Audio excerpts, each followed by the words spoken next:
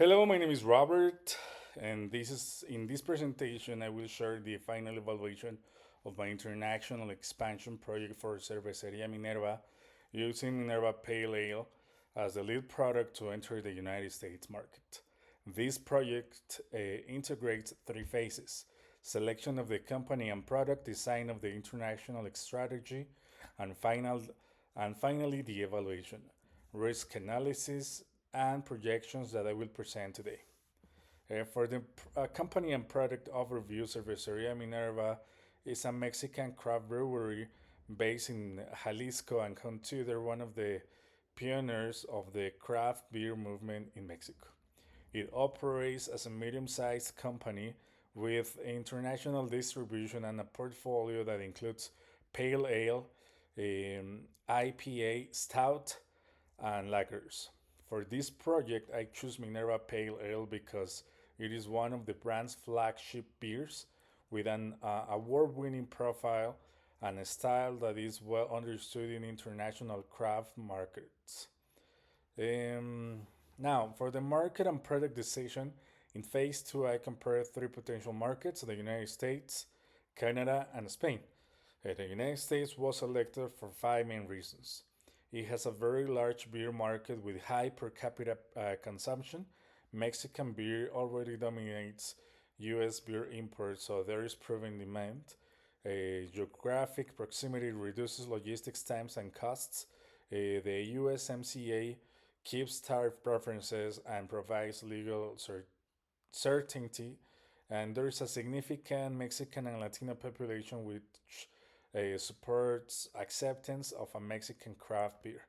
The product is classified under HS code 2203 beer made from malt, which fits easily into current tariff and regulatory frameworks.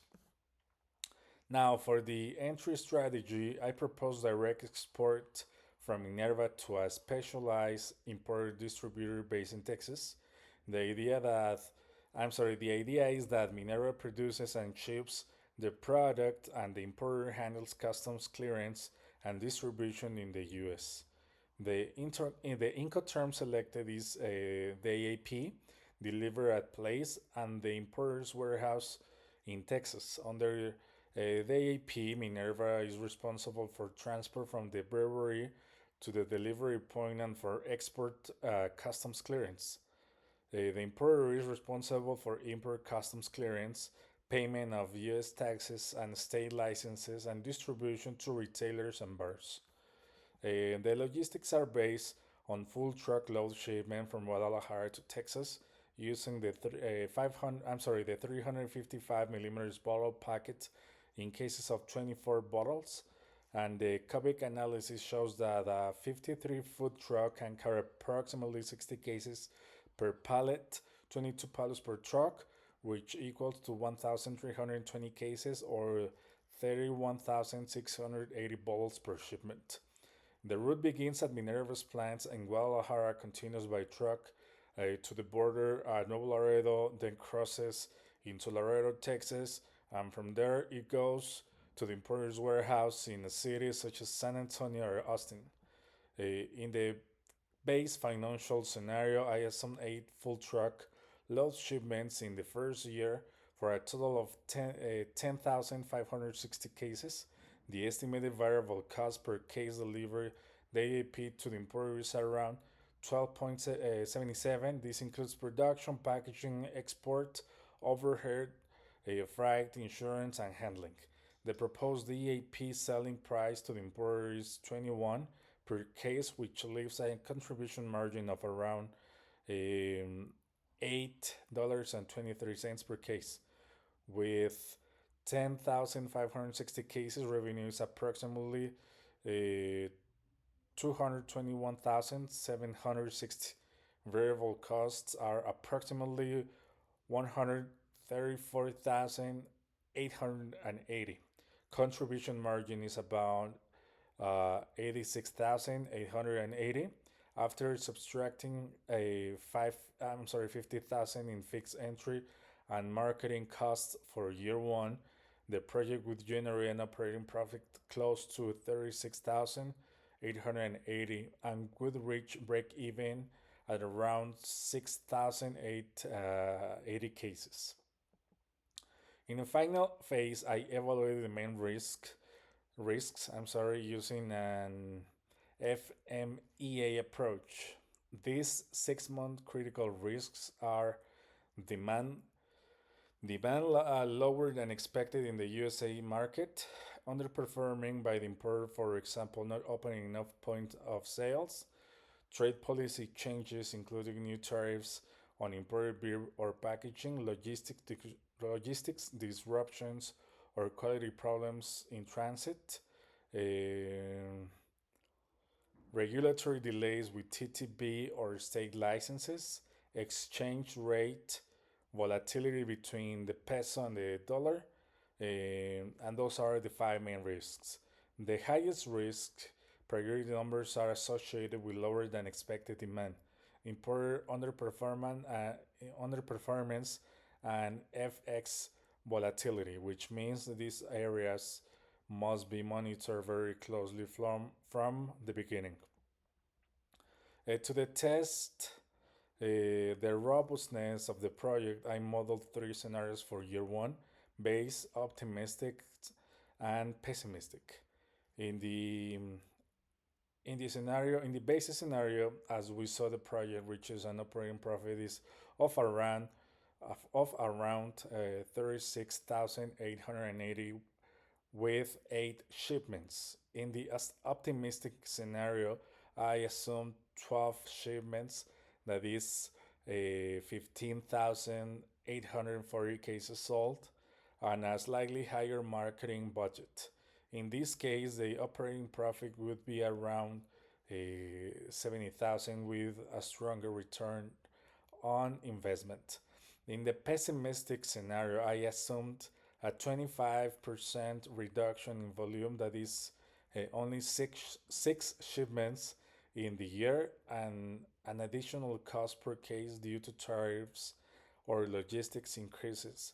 In this more adverse context, the project remains slightly profitable, with an operating profit close to 3,000, but very close to break even.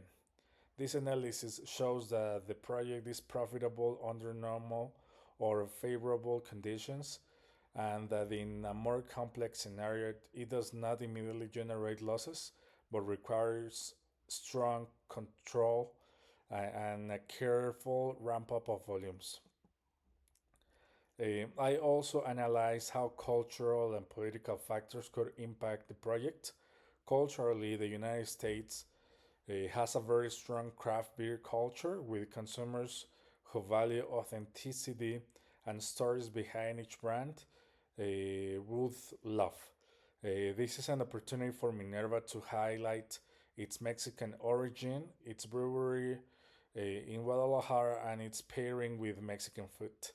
The perception of Mexican beer in the US is generally positive, and there is a large Mexican American and Latino population that can become a natural base for the brand, especially in Texas and in the Southwest. In the Southwest, sorry. On the political and regulatory side, there is a volatility in trade perception, policy, and a complex system of regulations at the state level. This reinforces the importance of working with a specialized importer who understands TTB requirements, state licenses, and tax differences between states, and of constantly monitoring potential tariffs changes or new non-tariff barriers. After integrating the analysis, my main recommendations are keep the United States as the priority market, starting with Texas and later expanding to other high potential regions. Maintain the direct export model with a specialized importer using DAP as Incoterm, but with very clear performance clauses in the contract. Apply a phased volume ramp up with quarterly reviews based on real sales data. instead of committing to maximum volumes from the beginning. Invest consistently in brand building and local marketing, focusing on authenticity, Mexican origin, and food pairing, and create a formal risk management process with FMEA reviews, scenarios analysis, and regular updates of the cost structure and selling prices. With these measures, Minerva can build a sustainable and profitable presence in the US market. From my personal point of view, this project helped me to go through the entire process of designing an international expansion strategy. I feel more competent to analyze markets, understand trade agreements, estimate costs, and propose an entry plan supported by data. My main strengths in this project were research, synthesis, and the ability to connect company capabilities with external conditions. On the other hand, I also identified salary areas to improve. I want to deepen my knowledge of advanced financial modeling, risk management tools, and the practical details of customs procedures. I also need to manage my time better because I tend to spend extra time refining salary documents. And in the future, I believe this experience will help me when I apply for jobs in areas such as international business, logistics, consulting, or strategic planning, because I can demonstrate that I know how to structure and justify an expansion project of this type. To conclude, my final evaluation is that the expansion of Cervecería Minerva through Minerva Pale Ale to the United States is strategically current and financially viable under realistic assumptions. The project has clear opportunities but also risks that must be managed actively, especially in terms of demand, importer performance, and trade policy.